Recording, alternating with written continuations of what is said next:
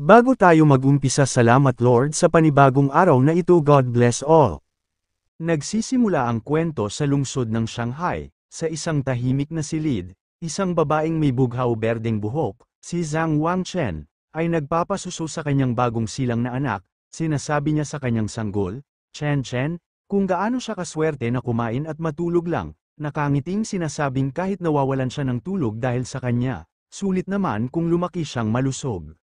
Hindi niya alam, ang sanggol ay hindi ordinaryo. Siya ay muling nagkatawang tao at may kamalayan ng kanyang dating buhay. Habang siya ay nagpapasuso, napapansin niya na ang kanyang utak ay hindi pa ganap na nabubuo, ngunit siya ay may kamalayan. Isang bughaw, parang larong status screen ang lumilitaw, na nagpapakilala sa kanya bilang Lin Zikhen, 33 araw gulang, na may biological level na ordinary tier 1. Napagtanto niya na mayroon siyang espesyal na cheat ability. Sa 3 buwang gulang, si Lin Zikhen ay nasa kanyang crib habang pinapanood siya ng kanyang mga magulang, sina Zhang Wangchen at Lin Yansheng. Sinabi ng kanyang ama kung gaano kagaling sa pisikal ang sanggol. Hinuhulaan na siya ay magiging isang makapangyarihang genfuser, o kahit man lang isang cyborg. Habang sila ay nag-uusap, si Lin Zikhen ay sumisipa. Isang system notification ang nag-aanunsyo na siya ay nakasipa ng 10,000 beses, na nagbibigay sa kanya ng biological attribute na use and advance. Ang skill na ito ay nagpapahintulot sa anumang bahagi ng kanyang katawan na kanyang sanayin na lumakas ng walang hanggan, sa loob ng carbon-based limits. Nararamdaman niya ang kanyang lakas na lumalaki at nagtataka kung ano ang ibig sabihin ng kanyang ama sa genfusers at cyborgs. Nag-iisip ng mga superhero. Sa 4 na buwang gulang, natutunan ni Lin Zikhen na umupo at gumapang, upang maiwasan na takutin ang kanyang mga magulang sa kanyang hindi natural na mabilis na pagunlad. Nagsasanay lamang siya sa gabi. Sa bawat paggapang niya, ginagantimpalaan siya ng kanyang system ng mga puntos. Pagkalipas ng 1 buwan, sa 5 buwang gulang, nakabisado na niya ang paglalakad. Sa 6 na buwan, kaya na niyang umupo at gumapang sa harap ng kanyang mga magulang nang hindi ito mukhang kakaiba. Habang nanunood ng telebisyon, isang news report tungkol sa mga aberrant beast ang nagpapakita ng mga genfusers at cyborgs na nagsasama-sama upang labanan sila. Sa unang pagkakataon, nauunawaan ni Lin Zikhen na ang mundong ito ay ibang-iba sa kanyang dating mundo. Nalaman niya na ang Earth na ito ay nag-mutate, na nagdulot ng mga nakakatakot na nilalang na tinatawag na aberrant beasts. Upang labanan sila, ang sangkatauhan ay bumuo ng 2 landas. Ang una ay mechanical ascension, kung saan binabago ng mga tao ang kanilang mga katawan gamit ang teknolohiya upang maging makapangyarihang cyborgs. Ang pangalawa ay gene modification, kung saan pinagsasama ng mga tao ang kanilang mga genes sa mga aberrant beast, na nagiging genfusers upang labanan ang mga halimaw gamit ang kanilang sariling kapangyarihan. Napagtanto ang mga panganib, nagpa siya ang muling nagkatawang tao na si Lin Zikhen na gamitin ang kanyang system upang lumaki ng ligtas, palawakin ang kanyang mga kakayahan habang nagtatago, at mabuhay sa mapanganib na mundong ito. Isang araw, tumunog ang doorbell. Binuksan ito ni Zhang Wangxian sa isang babae na nakasuot ng asul na damit, si Xu Meng, ang kanilang bagong kapitbahay. Ipinakilala ni Xu Meng ang kanyang pamilya, ang kanyang asawang si Shen Jianya at ang kanilang batang anak na babae na si Shen Qingon, na mahigpit na nakakapit sa isang manika. Tinitingnan ni Lin Zikhen ang maliit na batang babae na may kulay ube na buhok. Kinikilala niya si Shen Qingon bilang kanyang unang kaibigan sa bagong mundong ito, na nararamdaman na ang kanilang mga kapalaran ay isang araw ay magiging mahigpit na magkaugnay.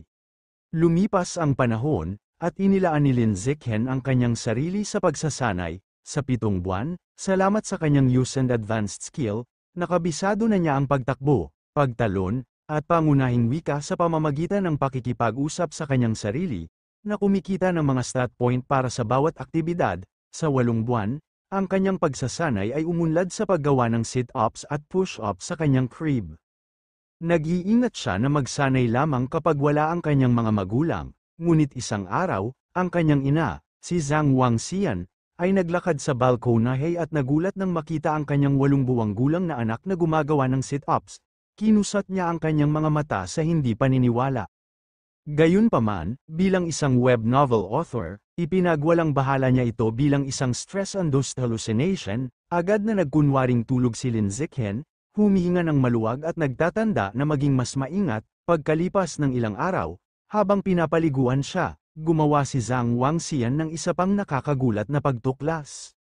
Sumigaw siya sa kanyang asawa, si Lin Yansheng, nang sumugod siya. Itinuro niya na ang kanilang 8 buwang gulang na anak ay may defined abs. Natigilan si Lin Yansheng. Tuwang-tuwa niyang iminungkahi na ang kanilang anak ay maaaring isang 1 in a million prodigy na may maliwanag na kinabukasan bilang isang gene fuser o cyborg. Naririnig ang genius narrative na ito. Nakahinga ng maluwag si Lin Zichen na ligtas ang kanyang sikreto. Napagtanto kung gaano siya kaswerte na magkaroon ng 2 web novel authors bilang mga magulang. Ipinapahiwatig ni Lin Zichen na sa mutated Earth na ito, hindi lamang siya ang genius. Siya at ang kanyang ina ay nanunood ng isang news report tungkol sa isang 2 taong gulang mula sa isang martial arts family na kayang magbuhat ng 20 kilos na dumbbell gamit ang isang kamay. Hinailan ni Zhang Wangxian ang kanyang anak papalapit, buong pagmamalaking sinasabi na ang kanyang Chen Xian ay kasing galing din. Naantig si Lin Zichen sa kumpiyansa ng kanyang ina at nagtataka kung kaya rin niyang magbuhat ng 20 kilos kapag siya ay naging 2 taong gulang.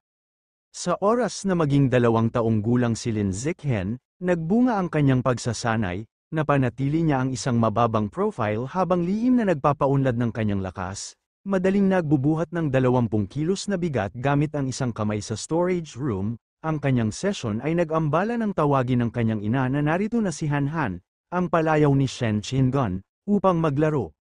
Nagulat, ibinaba niya ang bigat at lumabas. Binuksan niya ang pinto at nakita si Shen Qingan, na 2 taong gulang na rin, na nag-aalok sa kanya ng isang tart. Sa loob-loob ay sinabi ni Lin Zichen na dahil sa kanilang magkaibang mental ages, hindi sila naglalaro ng kumbensyonal. Habang si Han Han ay isang tipikal na toddler, ginagamit niya ang bawat sandali upang magsanay. Nakahanap siya ng isang natatanging paraan upang makipag-ugnayan sa kanya. Dahil gusto niyang dumb eye kit, nagsisilbi siyang perpektong custom-sized weighted vest para sa kanyang mga ehersisyo. Gayunpaman, mayroong isang paulit-ulit na problema, na ipinaalala sa kanya kapag nakaramdam siya ng mainit na pagkabasa at sumigaw na naiihi na naman si Han Han sa kanya. Lumipas ang 1 pang taon, sa edad na 3, ang lakas ni Lin Zichen ay lumago ng husto, at kaya niyang magbuhat ng 40 kilograms na bigat gamit ang isang kamay. Habang nanunood ng TV, nakakita siya ng isang report tungkol sa isang 4 na taong gulang na prodigy na nagbubuhat ng 30 kilograms na dumbbell at napansin ng may kasiyahan na mas malakas na siya. Sa kabila ng kanyang pag-unlad, ipinapakita pa rin ng kanyang system ang kanyang biological level bilang ordinary tier 1. Nagtataka siya kung ano ang kinakailangan upang maabot ang tier 2. Na may mga tanong na ito sa isip, lumabas siya ng kanyang bahay sa unang pagkakataon. Ang mundo sa labas ay isang nakamamanghang futuristic cityscape na may mga beastmen at cyborgs, na ipinapalagay niyang mga gene fusers at cyborgs na kanyang narinig, kasama ang kanyang ina at ang kanilang mga kapitbahay, sina Xu Meng at Shen Qingan. Nagtungo siya sa library. Dahil hindi siya pinapayagan ng kanyang mga magulang na gumamit ng mga electronic device, ang mga libro ang kanyang pinakamahusay na mapagkukunan ng impormasyon. Sa library, itinuro siya ng kanyang ina patungo sa seksyon ng mga bata, ngunit si Lin Zichen ay nagtungo sa mga advanced encyclopedias na may nag-aalalang Shen Qingan na sumusunod. Ang ina ay nanunood sa pagkalito, tinanong ni Xu Meng kung bakit niya gusto ang mga librong ito, at hinuha ni Zhang Wangxian na ito ay ang kanyang genius genes. Habang inaalok siya ni Shen Qingan ng mga cookies, abala si Lin Zichen sa kanyang pagbabasa. Sa pamamagitan ng mga libro, nalaman niya na ang lahat ng buhay ay nakategorya sa 6 na biological levels: ordinary, advanced, rare, epic, legendary, at mythical. Bawat isa ay nahahati sa 9 na tiers. Napagtanto niya na ang mga normal na tao tulad ng kanyang mga magulang ay nasa ibaba, ordinary tier 1, kasing hindi gaanong mahalaga ng mga ants kumpara sa mas mataas na antas ng mga nilalang. Ang kaalaman na ito ay nagpapasiklab ng apoy sa ilalim ni Lin Zichen. Dapat niyang pabilisin ang kanyang pagsasanay habang pinapanatili ang kanyang pagtatakip. Inaalerto siya ng kanyang system sa isang bagong quest. Basahin ang 100 milyong characters upang gantimpalaan ng Celestial Root of Wisdom. Nasa sabik na sanayin ang parehong isip at katawan, tinanggap niya ito. Sa susunod na taon, Hinati ni Lin Zichen ang kanyang oras sa pagitan ng pisikal na pagsasanay at masugid na pagbabasa. Sa edad na 4, siya at si Shen Chingon ay nagsimula sa kindergarten, na magkahawak kamay kasama ang IR teacher, si Miss Zhang Mei. Nagbunga ang kanyang pagsisikap. Hindi nagtagal pagkatapos magsimula ng paaralan, nag-breakthrough siya sa Ordinary Tier 2. Ang kanyang pisikal na prowess ay napakalaki. Kaya niyang magbuhat ng 80 kilograms na bigat gamit ang isang kamay, mataas na tumalo ng 1.2 metro, at tumakbo ng 100 metro sa loob ng 11 segundo. Namumukod tanging stats para sa isang matanda, pabayaan na ang isang kindergartner. Isang araw, nakita niya ang mga batang nakapaligid sa isang umiiyak na Shen Chingon, na tinatawag siyang isang bedwetter. Nakikita ang kanyang kaibigan na binubuli, alam niyang dapat siyang kumilos, tumalon siya ng dramatiko sa gitna ng mga bullies, tinitigan niya at nagpakawala ng isang nakakatakot na banta. Kung may mangbuli muli kay Han Han, iihi siya sa kanilang kama araw-araw, ang makabata ngunit nagbabantang banta ay gumana, ang mga bullies ay napaiyak, na nangangakong hindi na babalik sa kindergarten. Tinitingnan ni Shen Chingon ang kanyang tagapagtanggol ng may paghanga. Ang gawaing ito ay nagbubukas ng isang bagong achievement, ang titulong Kindergarten Kid King, at isang bagong serye ng mga quests. Natutuwa siya na maaari siyang magtrabaho sa maraming quests ng sabay-sabay. Pagkalipas ng kalahating taon, nakumpleto niya ang kanyang reading quest, pagkatapos basahin ng 100,000,000 characters, ginawaran siya ng Celestial Root of Wisdom, na nagbibigay sa kanya ng isang perpektong eidetic memory at peak human learning ability. Lumipas ang panahon, at sa lalong madaling panahon siya at si Shen Chingon ay halos 7 taong gulang na nagpo-pose para sa kanilang kindergarten graduation photo. Kahit sa panahon ng bakasyon, hindi nagpapahinga si Lin Zichen, na ngayon ay sapat na ang lakas upang magsanay gamit ang isang napakalaking 200 kilo barbell. Sa panahon ng bakasyon, ang kanyang mga kakayahan ay umabot sa mga bagong taas. Kaya niyang tumalon ng higit sa 2 metro ang taas at nabasag ang 8 segundong hadlang sa 100 meter dash na may oras na 7.98 segundo.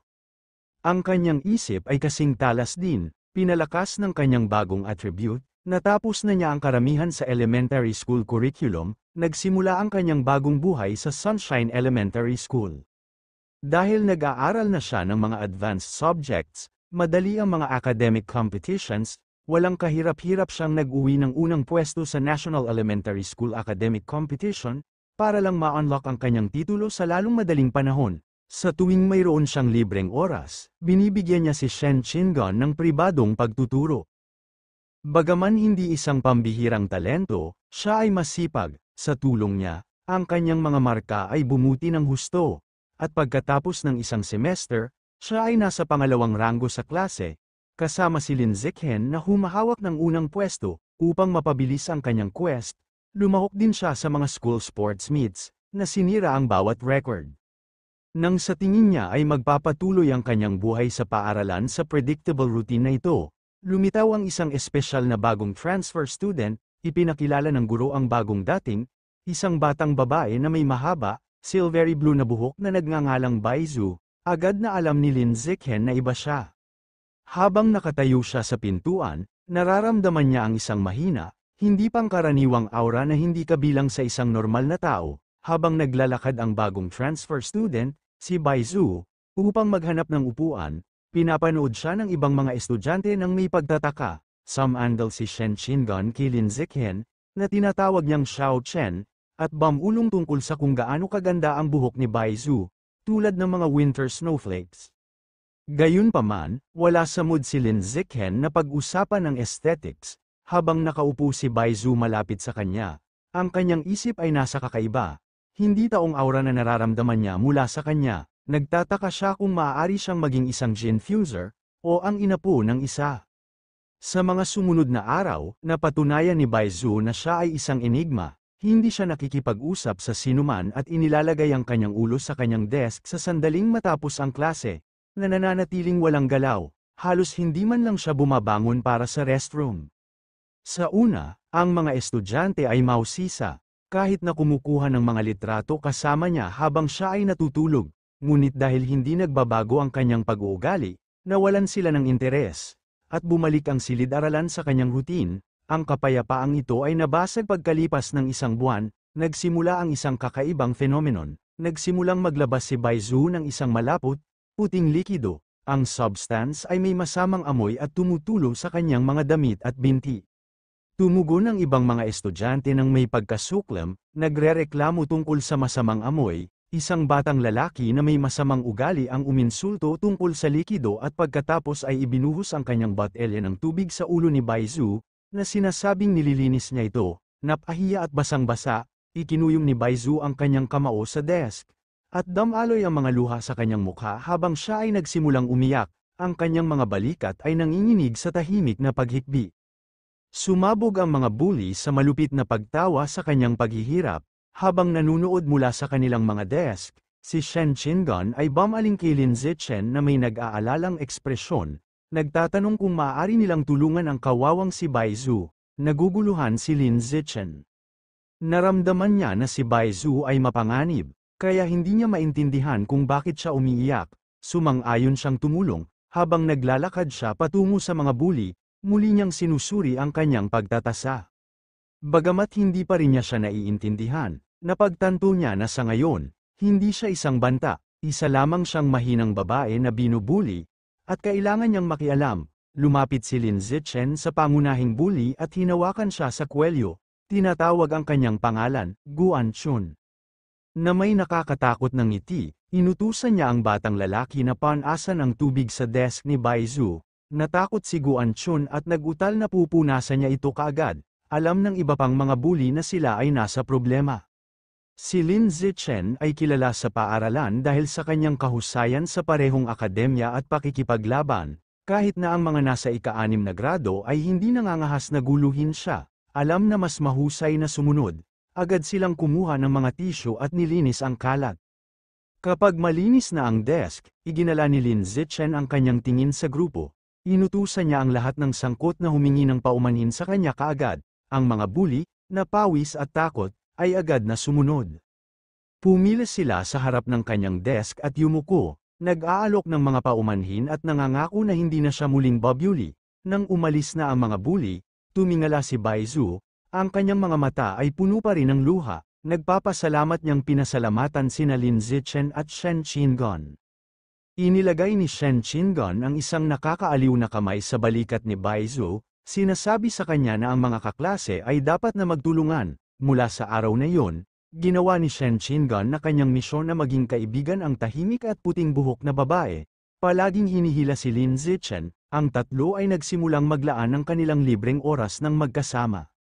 Si Shen Qingan ay lalong mabait, palaging ibinabahagi muna ang kanyang mga merienda kay Baizu. Sa isa sa mga sandaling ito, habang inaalok ni Shen Qingan ang isang treat, nag-aalangan si Baizu. Tiningnan niya sila at tinanong kung hindi sila nadidiri sa kanya dahil sobrang baho niya.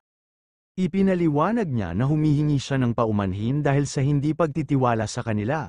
Ngunit mula pa noong bata pa siya, palagi siyang itinataboy ng lahat. Ang pagkakaroon ng isang taong mabait sa kanya ay tila hindi totoo kaya iniisip niya na siya ay nananaginip. Nagulat na tumingala si Baizu nang sabihin sa kanya ni Shen Qingan nang mariin na hindi ito panaginip. Ngumiti ng mahinahon si Shen Qingan at sinabi na alam niya kung ano ang pakiramdam, kaya hindi siya kailanman madidiri sa kanya. Ipinahayag niya na hanggat handa si Baizu, magiging magkaibigan sila magpakailanman. Hinihila ang isang bahagyang inis na si Lin Zichen sa pangako. Dahil sa labis na emosyon, mahigpit na niyakap ni Baizu si Shen Qingan. Damaloy ang mga luha ng pasasalamat sa kanyang mukha habang pinasasalamatan niya sila sa kanilang kabaitan. Pagkatapos niyang pakalmayan ang kanyang sarili, sinabi niya sa kanila na gusto niyang bigyan sila ng regalo bilang kapalit. Inilahad niya ang isang kwintas na may pares ng mga pangil ng hayop, na nagpapaliwanag na ito ay isang regalo sa kaarawan mula sa kanyang ina. Ibinigay niya ito sa kanila. Umaasa na ito ay magiging simbolo ng kanilang pagkakaibigan. Masigasig na sumang-ayon si Shen Qingan, at ang tatlong bata ay tumayo ng magkasama sa bakuran ng paaralan habang lumulubog ang araw. Masayang nagpapahayag na sila ay magiging magkaibigan magpakailanman. Gayunpaman, tulad ng napatatag ang kanilang bagong pagkakaibigan, nangyari ang hindi inaasahan. Isang araw, nagulat si Shen Qingan nang malaman na lumipat si Baizu sa ibang paaralan. Kinumpirma ito ni Lin Zichen, na nagbubunyag na nakita niya siyang pinupunan ang mga papeles ng pag-withdraw. Nagbalik-tanaw siya sa panunood mula sa pintuan ng opisina ng punong guro. Nakita niya si Baizu kasama ang punong guro at isang malaki at nakakatakot na lalaki na may mga cybernetic arm.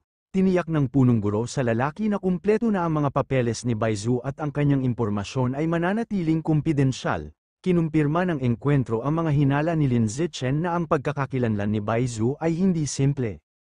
Mula sa araw na yon, hindi na niya muling nakita si Baizu, naiwan siyang nagtataka tungkol sa kanya. Ngunit napansin niya na ang mga pangyayaring sumunod ang tunay na umagaw ng kanyang pansin. Kalaunan, si Lin Zichen ay nasa bahay na nagmamasahe sa balikat ng kanyang ina, si Zhang Wangzin.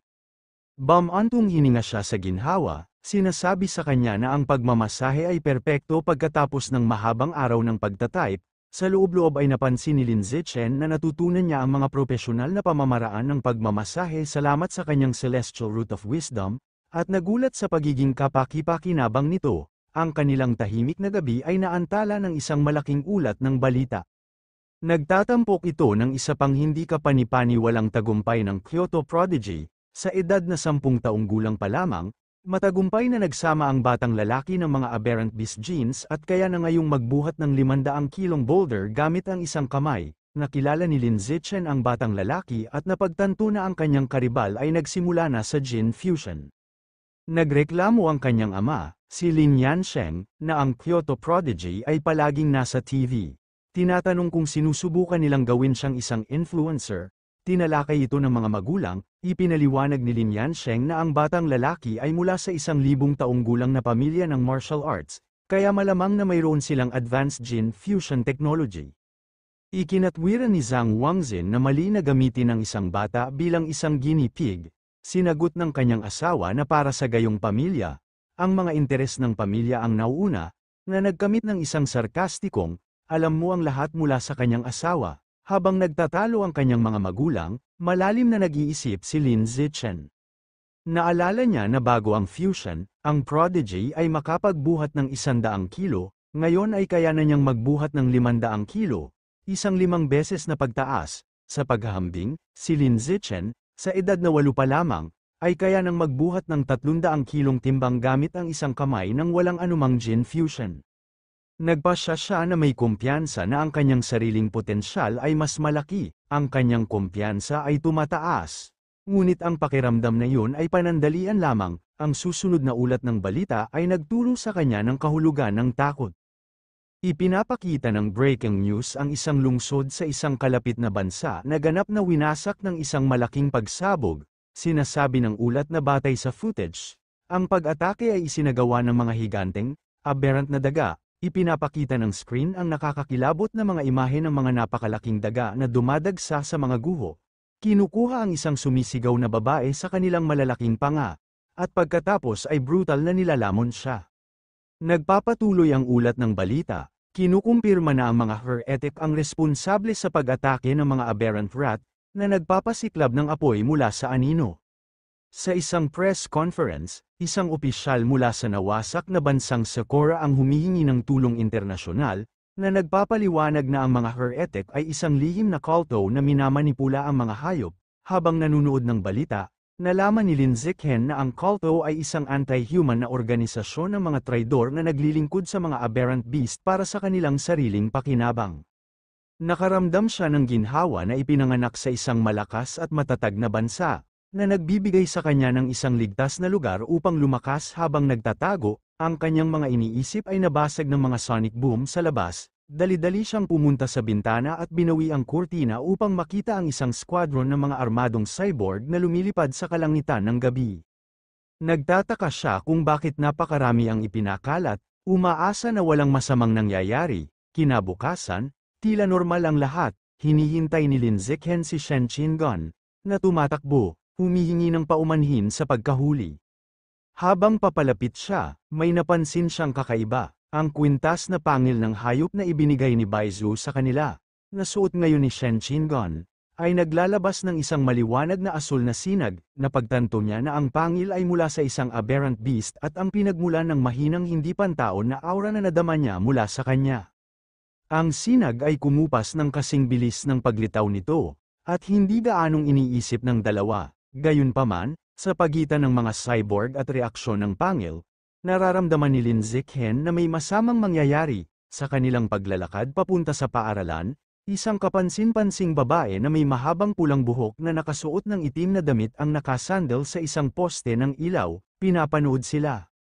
Nagkomento siya kung gaano ka-adorable ang mga bata at humakbang sa harap nila, nagtatanong kung sila ay magkapatid. Buong pagmamalaking itinama siya ni Shen Qingon, na nagpapaliwanag na sila ay matalik na magkaibigan mula pagkabata. Ang babae ay ngumiti ng may panghihinayang, na sinasabi kung paano niya hinahangad na magkaroon din siya ng kaibigan mula pagkabata.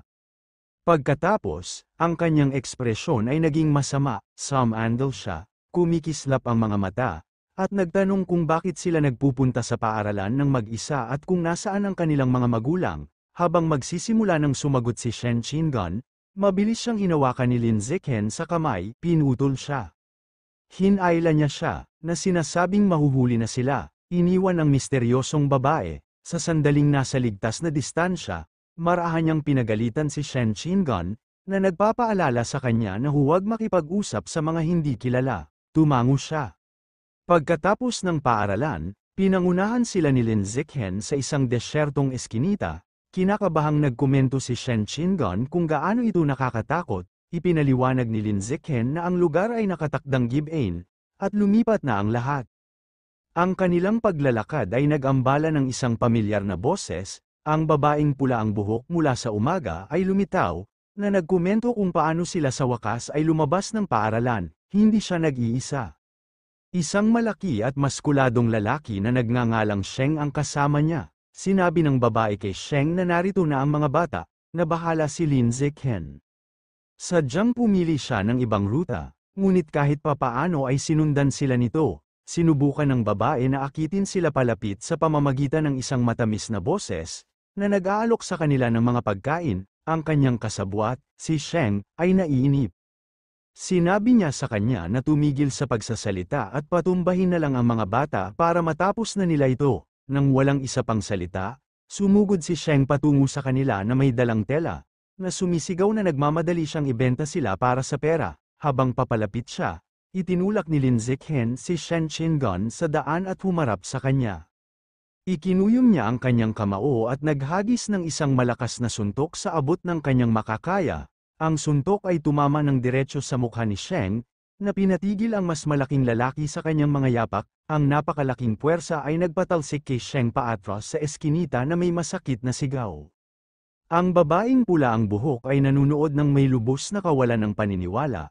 Nagulat na ang isang elementarya ay maaaring magpatalsik sa isang may sapat na gulang. Sa lupa, umuubo ng dugo si Sheng, natigilan, nang bumagsak si Sheng, bumaling si Lin Zichen sa babaeng pula ang buhok.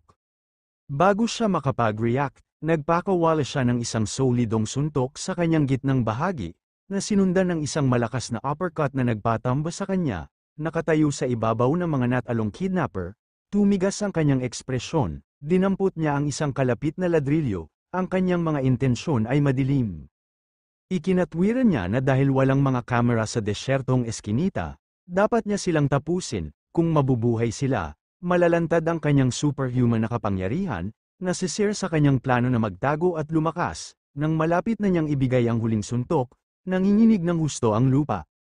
Isang malakas na lindol ang yumanig sa eskinita, na ikinagulat nila. Pagkaraan ng ilang sandali, isang napakalaking kamay na may kuko ang sumira sa pader ng isang kalapit na gusali. Isang napakalaking, higanteng, aberrant rat ang lumitaw mula sa alikabok at guho, na nakataas sa kanila. Binaliwala ng hayop ang mga bata at nakatayo sa walang malay na babae. Ngunit sa halip na lamunin siya ng buo, pinugutan niya siya ng ulo sa pamamagitan ng isang mabilis na pagsunggab ng kanyang bibig. Pagkatapos ay dinampot ng daga ang kanyang naputol na katawan pati kasama niya habang sumisigaw sa takot si Shen Qingon. Nang makilala ang panganib, binuhat ni Lin Zichen ang natakot na si Shen Qingon sa kanyang mga bisig. Sinabi niya sa kanya na ito ay isang higanteng, aberrant rat, at kailangan nilang makarating sa kaligtasan. Tumalikod siya at tumakbo palayo, dala siya habang tumatakas sila. Habang tumatakas sila, isang kidlat ng pula at ginto ang dumaan sa kalangitan. Isang babaeng cyborg na may blonde na buhok at mga attachment ng tainga ng kuneho sa kanyang helmet ang sumisid sa eskinita. Gumalaw siya ng may hindi kapani-paniwalang bilis, isang mabilis na paggalaw habang dumadaan siya sa daga. Si Shen Qingan, na nakatingin sa balikat ni Lin Zichen, ay bumulalas kung gaano kabilis ang cyborg. Ang cyborg ay lumapag ng maganda sa likod ng halimaw, nakaharap sa daga, inihanda ng babaeng cyborg ang kanyang pag-atake. Kumikinang ang kanyang gauntlet habang i-charge niya ang kanyang sandata at nagpahayag, anesthetic smoke, nagpaputok siya ng mga projectile sa halimaw, na nagdudulot ng malalaking pagsabog na yumanig sa eskinita. Pinuprotektahan ni Lin Zichen si Shen Qingan mula sa pagsabog. Ang aberrant rat ay nahuli sa nagniningas na pagsabog, umuungal sa sakit at naiwang tulala sa anesthetic smoke. Nakita ang kanyang pagbubukas, sumugod ang cyborg at tinapos ang hami ng hayop sa isang pag-ulan ng mga atake. Pagkatapos, pinapanood ni Lin Zichen ang isang ulat ng balita tungkol sa insidente sa bahay. Sinusuri niya ang laban, na nagtatapos na ang antas ng kapangyarihan ng cyborg ay marahil ay hindi masyadong mataas. Ikinatwiran niya na kailangan muna niyang pahinain ang daga, at umabot pa rin sa kanya ng 7 minuto upang patayin ito. Pinag-iisipan niya ang panganib ng mga higanteng aberrant rat, na alam na sila ay matitigas na nilalang na maaaring lumaki ng higit sa 10 metro ang haba at umabot sa ordinaryong ika-5 tier. Maswerte na nakatakas sila ng walang pinsala, ipinaalala sa kanya ng insidente ang mga panganib ng mundo, nagpasya siyang dagdagan ang kanyang pagsasanay upang protektahan ang kanyang sarili at ang mga pinapahalagahan niya. Nakita siya kalaunan sa kanyang espasyo sa pagsasanay, na gumagawa ng weighted squats na may mabigat na barbell, na ginagantimpalaan siya ng kanyang system ng mga puntos, bagamat nagbabanta ang mga aberrant rat, nagpapatuloy ang buhay. Sa lalong madaling panahon, ipinagdiriwang nila ni Shen Qingan ang kanilang ika-9 na kaarawan kasama ang parehong pamilya sa paligid ng isang malaking cake. Pagkatapos maghiling, nagpalitan sila ng mga regalo. Salamat sa kanyang celestial root of wisdom, tinuruan ni Lin Zichen ang kanyang sarili na mag-ukit sa isang gabi at gumawa ng isang masalimuot na kahoy na hairpin para kay Shen Qingan. Tuwang-tuwa siya, inilagay ito sa kanyang buhok at sinasabi kung gaano niya ito kamahal. Mabilis na lumipas ang oras, at sa lalong madaling panahon, nagtapos sina Lin Zichen at Shen Qingan sa elementarya at nagsimula sa middle school. Habang umaalis sila, ipinaalam sa kanya ng kanyang system na nakumpleto niya ang Dominate 9 Years of Compulsory Education achievement na nag-unlock sa Kindergarten Kid King at Elementary School Top Dog na mga titulo. Siya ay nasasabik na i-unlock ang Middle School Overlord na titulo sa susunod, na magbibigay sa kanya ng Survival of the Fittest na katangian. Sa panahon ng break, nananatili siya sa isang high-intensity training regimen. Kasama sa kanyang pagsasanay ang 1,000 push-up na may malaking boulder sa kanyang likod, na nagbibigay sa kanya ng malalaking pagpapalakas ng stat. Nagbunga ang kanyang pagsusumikap, bago magsimula ang paaralan. Pagkatapos ng 10 kilometrong pagtakbo, ipinahayag ng kanyang system na ang kanyang biological level ay nakalusot sa ordinary 3rd tier. Ang kanyang pisikal na mga katangian ay tumaas ng husto, kaya na niyang buhatin ang 700 kilo sa isang kamay. May vertical jump na 4 na metro, at kayang tumakbo ng 100 meter dash sa loob ng 6 na segundo. Habang lumalaki ang kanyang kapangyarihan, nagtataka siya kung anong antas na ang narating ng prodigy. Nagkataon, isang balita ang umere sa TV sa gabi bago magsimula ang paaralan. Ibinunyag ng ulat na ang 14 na taong gulang na prodigy ay nag-fuse sa mga higanteng gene ng langgam at kayang buhatin ang 2,000 kilong alloy block sa isang kamay. Kinakalkula ni Lin Zichen na dahil ang mga higanteng gene ng langgam ay nagpapataas ng lakas sa pamamagitan ng isang kadahilanan ng 4 hanggang 8. Ang tunay na pag-angat ng prodigy ng walang pagpapahusay ng gene ay nasa 500 kilo lamang. Nangangahulugan nito na si Lin Zichen ay mas malakas pa rin. Ngumiti siya. Iniisip kung gaano siya kalakas sa hinaharap na pagsasanib ng gene. Kinabukasan, nagsimula ang middle school. Dahil siya ang nangungunang mag-aaral sa lungsod, sinubukan siyang i-recruit ng lahat ng pinakamahusay na middle school, Tinanggap niya ang imbitasyon mula sa Shanghai Middle School, ngunit kung si Shen Qingan ay maaaring nasa kanyang klase, sa panahon ng pagpaparehistro, tinanggap sila ng punong guro at ng kanilang bagong homeroom teacher, na nagpapahayag kung gaano sila umaasa sa kanya. Pagkatapos ng ilang kasiyahan, nagdahilan siya at umalis kasama si Shen Qingan. Ang tunay na dahilan kung bakit pinili niya ang Shanghai Middle School ay para sa mahusay na athletic facilities nito. Plano nilang maglaro ng badminton sa court ng paaralan bago opisyal na magsimula ang mga klase. Sa court, isang nasa sabik na Shen Qingan ang nagsabi kay Lin Zikhen, "Xiao Chen, dapat na tayong magsimula." Nag-serve siya ng may pagyayabang, na tinatawag ang kanyang Ferris curveball, ngunit nag-ambala ang kanilang laro. Madaling nahuli ng isang tao ang shuttlecock sa ere. Lumapit ang isang grupo ng mga nakatataas na klase, at ang kanilang pinuno, na nakasuot ng paatras na cap, ay inagaw ang shuttlecock, na nagpapalam sa kanila na ang court ay nakalaan. Ang kanyang mga kaibigan ay nanunuya na nag-aalok na hayaan si Shen Qingan na manatili at makipag-spar sa kanila. Nanindigan si Shen Qingan, na nagsasabi sa kanila na kailangan nilang sundin ang mga patakaran, at nauna sila roon.